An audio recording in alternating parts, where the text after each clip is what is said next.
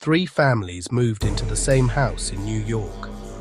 Three families left in the middle of the night, and the last one left behind a dinner table set for 5, even though only 4 people had ever lived there. In the center of that table, carved deep into the wood, were 6 words: "Do not answer her after midnight." Blackwell Street sat in a forgotten corner of upstate New York, where the trees leaned over the road like they were listening. At the end of that street stood a narrow Victorian house with cracked white paint, dark windows, and a porch that looked ready to collapse. Locals didn't call it abandoned, they called it occupied, because something inside that house never seemed to leave. The first family to move in was the Ramirez's. They were practical people, the kind who laughed at ghost stories and believed every old house could be explained by bad wiring, settling boards, and neighborhood gossip. For 6 days, the house was quiet. Then their 8-year-old son, Eli, woke up screaming that a woman had been standing at the end of his bed, holding something dripping in her hands. He refused to say what it was. By the end of the 2nd week, Eli stopped sleeping with the lights off. Then, he stopped sleeping at all. He began drawing the same picture over and over. A hallway that didn't exist. A stairway that went deeper than the basement should allow. And at the bottom of it, a woman with no face, standing perfectly still. When his mother asked who she was, Eli whispered, "She lives inside the walls." That same night, Mrs. Ramirez heard knocking from the bedroom wall. 3 slow knocks, then 3 more, then a scrape, long and wet, like nails being dragged through old plaster. She knocked back, half thinking it was a prank. The wall answered. 3 knocks, harder this time, as if something on the other side had been waiting for permission. The next morning, every light bulb in the house had been unscrewed just enough to fail. The basement door stood open, and on the floor below, in a layer of dust no one had touched, were barefoot footprints leading into the dark. They stopped at a brick wall that should not have been there. That was the first sign the house had changed. The second came an hour later. The handyman found a false wall behind the furnace. Behind it was a narrow cavity that smelled like earth and rot. He climbed back out, shaking so badly he nearly dropped his flashlight. He said there was something written on the inside beam. A child's handwriting. 1 word, help. And just beneath it, carved deeper into the wood, were 3 scratches that looked less like marks and more like tally lines. That night, Eli vanished. No broken window, no forced door, no sign that anyone had entered or left. The police searched the house from top to bottom and found only one thing at the bottom of the basement stairs. A small shoe, wet, as if it had just been pulled from deep water. After that, the house stopped feeling empty. It started feeling aware. Mrs. Ramirez said the house had changed after Eli disappeared. Not physically, emotionally, as if it had begun paying attention to her. She heard footsteps upstairs when no one was there. She smelled perfume in empty rooms. And every mirror in the house showed a woman standing behind her for just 1 second too long. That was when the neighbors heard the screaming. At 3:13 a.m., police were called to the property. The front door was open. The living room was flooded ankle deep. But no pipe had burst. No storm had passed through. The water was dripping from the ceiling, the walls, and the picture frames. And in the center of the floor, written in the water, were 3 words. "She wants me back." The house had a history no one in town liked to talk about. In 1911, it belonged to a mill owner named Silas Wren. On paper, he was wealthy, respected, and charitable. In reality, he was the kind of man people crossed the street to avoid. Servants vanished, relatives disappeared, guests were never seen again after going below stairs. And every time anyone asked where they had gone, Silas gave the same answer. They left. But the missing all had one thing in common. They had entered the basement. One maid claimed she heard a girl crying behind the walls. Another servant said there was a room under the stairs where no room should exist. Then, one winter night, the house caught fire from the inside. Not from the roof, not from the kitchen, from the inside. And that detail changed everything. Firefighters expected to find ashes. Instead, they found names carved into the blackened beams. Children's toys melted into the floorboards, and in the remains of a hidden nursery, a silver bracelet marked with the letter E, Eleanor Wren, Silas's daughter. The child everyone said had died of fever. The child who, according to the oldest rumors in town, never left the house at all. A priest was called to bless the property years later. He entered with holy water, a Bible, and a hand that would not stop trembling. He stayed inside for 11 minutes. When he came back out, his face was grey. His collar was soaked through with sweat, and he refused to speak about what he had seen. He only gave one warning before leaving town forever.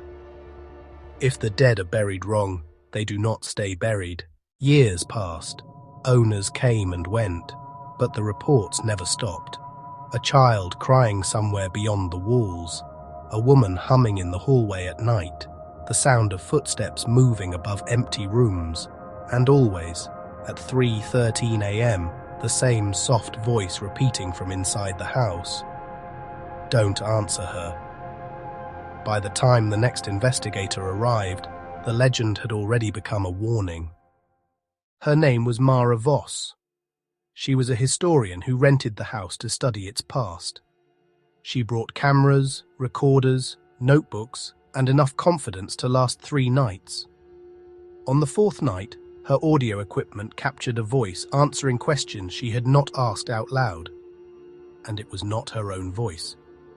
That was when the story stopped being a haunting and started becoming something else. Mara found the hidden nursery behind a false wall upstairs. The room was untouched by dust. A child's bed sat in the center. The window had been painted shut. And on the bed frame, carved so deeply it looked like it had been done in panic, were the words, "Do not let her count to 3. Mara thought it was a prank.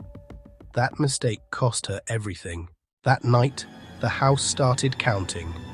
1 voice at first, then 2, then many. 1, 2. A long pause, then the whole house seemed to inhale, and when the 3rd number came, every light in the building burst at once. Mara ran for the stairs. The front door would not open.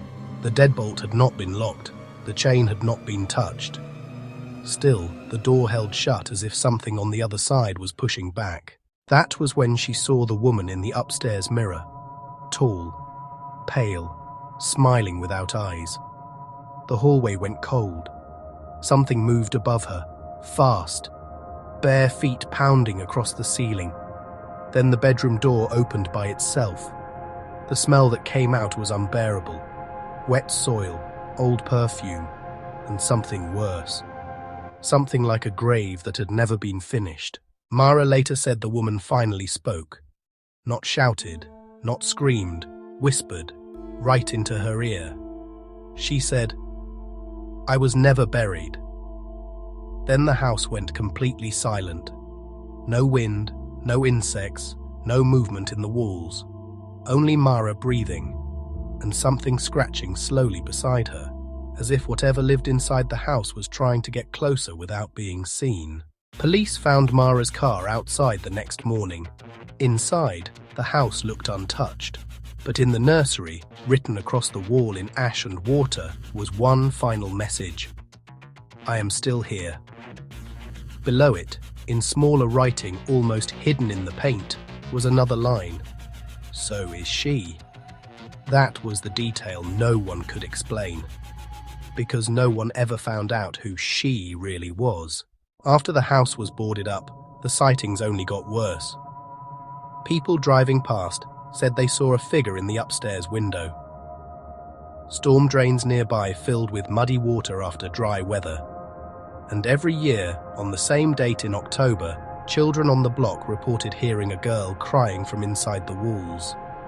One boy even swore the crying turned into laughter when he got too close. He made it to the porch once with 2 friends.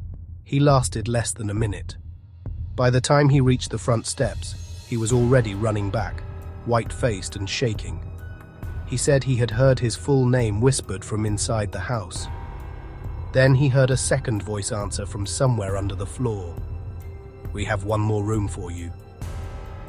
After that, none of them went near the property again. The legend says Eleanor was trapped behind the walls. The darker version says she was never alone, that something else was inside the house with her long before the fire, long before the disappearances, long before anyone ever spoke the name Blackwell Street. Something patient, something hungry, something that learned how to sound like a child. And once it learned that voice, it never needed the dark again. That is why no one stays long. Because the house does not just haunt people, it studies them. It waits for fear to become weakness. It waits for silence. It waits for the moment you lean closer to hear the whisper inside the wall. And if you hear your name come back from the dark, it may already be too late. Some places keep memories. Some places keep grief. But the house on Blackwell Street kept something far worse. A secret. A child. A woman who never got a grave. And a hunger that survived by waiting. That is the part the town never wrote down. And maybe never wanted to. Because if the rumors are true, the house is not empty. It never was. The boards on the windows are only temporary. The silence is only a pause.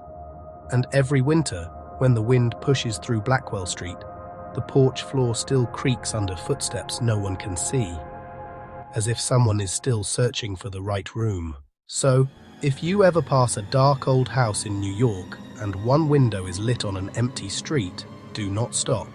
Do not knock. Do not answer anything that knocks back, because if you hear 3 knocks from inside the wall, it may already know your name.